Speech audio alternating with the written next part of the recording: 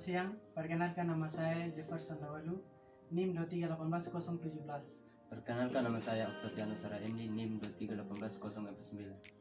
Perkenalkan nama saya Trifonia Menggari, NIM 2318024. Perkenalkan nama saya Octaviano Indah, NIM 2318011. Kami dari kelompok 10 akan melakukan praktikum tentang kerapatan hewan tanah dengan metode Deep-Pulse Traps. Tujuan untuk dalam praktikum ini itu mengetahui kerapatan hewan tanah dengan metode Deep-Pulse Traps pada suatu wilayah. Selanjutnya itu alat dan bahan yang diperlukan dalam praktikum ini. Yang pertama ada alat yang pertama dibutuhkannya itu ada gancu tanah.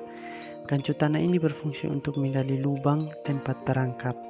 Selanjutnya itu ada botol yang berfungsi sebagai wadah untuk perangkap. Selanjutnya itu gunting atau pisau yang berfungsi untuk memotong botol plastik dan kertas mika. Selanjutnya ada kertas mika. Kertas mika ini berfungsi untuk sebagai alas bagian atas botol untuk melindungi perangkap dari hujan. Selanjutnya itu ada kayu ukuran kecil. Kayu ini nanti akan berfungsi sebagai penyangga plastik mika. Selanjutnya ada meter. Meter ini berfungsi untuk mengukur jarak setiap sampel. Selanjutnya ada handphone. Handphone ini berfungsi untuk dokumentasi. Selanjutnya ya untuk alat yang terakhir yaitu ada alat tulis. Itu berguna untuk mencatat hasil pengamatan. Selanjutnya untuk bahan yang diperlukan ada deterjen. Deterjen ini yang berfungsi sebagai bahan pemikat. Dan selanjutnya itu ada air. Air ini yang berfungsi untuk melarutkan deterjen yang akan digunakan. Selanjutnya yaitu untuk langkah kerja dalam praktikum ini. Yang pertama itu mencari lokasi pengamatan yang aman dari gangguan manusia. Untuk lokasi pengamatan yang kami lakukan yaitu lokasinya di Rumah Oskaria Lubak Endah. Langkah selanjutnya itu menghitung luas sampel wilayah. Untuk sampel wilayah yang kami gunakan itu 15 meter persegi. Langkah selanjutnya yaitu kita menyiapkan alat dan bahan yang diperlukan. Setelah alat dan bahan disiapkan, kita membuat 3 perangkap. Langkah selanjutnya yaitu kita mengukur untuk setiap perangkap. Jarak untuk setiap perangkap yaitu 5 meter. Setelah kita mengukur jarak setiap perangkap itu kita menggali lubang untuk menanam botol. Langkah selanjutnya itu kita menanam botol yang berisi larutan deterjen kurang lebih 5 cm dari ketinggian botol pada tanah datar dan meletakkan sedikit lebih tinggi. Hal ini dilakukan agar air hujan tidak masuk ke dalam botol. Hasilnya akan seperti ini teman-teman. Selanjutnya yaitu kita membiarkan botol selama 24 jam. Oke teman-teman, setelah 24 jam perangkap ini dibiarkan. Sekarang kita akan melihat hasilnya, kira-kira hewan apa saja yang masuk dalam perangkap ini. Jadi teman-teman, hasil dari 3 perangkap tersebut yaitu ada semut hitam kecil dan semut merah kecil. Yang pertama yaitu untuk semut hitam kecil, itu dia mempunyai nama ilmiah Paratesina low.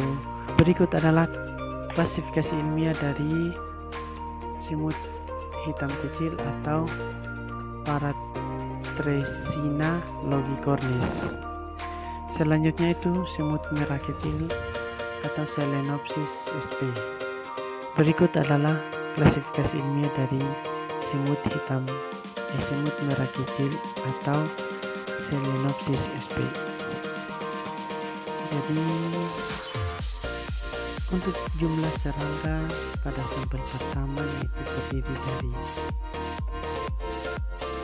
3 semut hitam dan 1 semut merah kecil. Selanjutnya Kak, untuk sampel yang kedua yaitu hanya terdiri dari semut hitam kecil atau Patricina longicornis.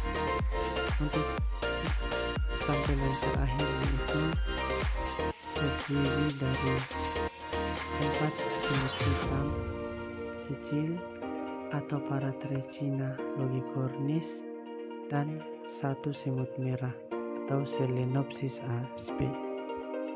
Untuk menghitung kerapatan hewan tanah dapat menggunakan rumus kerapatan sama dengan jumlah individu per suatu jenis per luas wilayah sampel, sehingga didapat hasil untuk semut hitam kecil yaitu 0,6 meter persegi, sedangkan untuk semut merah kecil itu didapat hasil 0,1 meter persegi.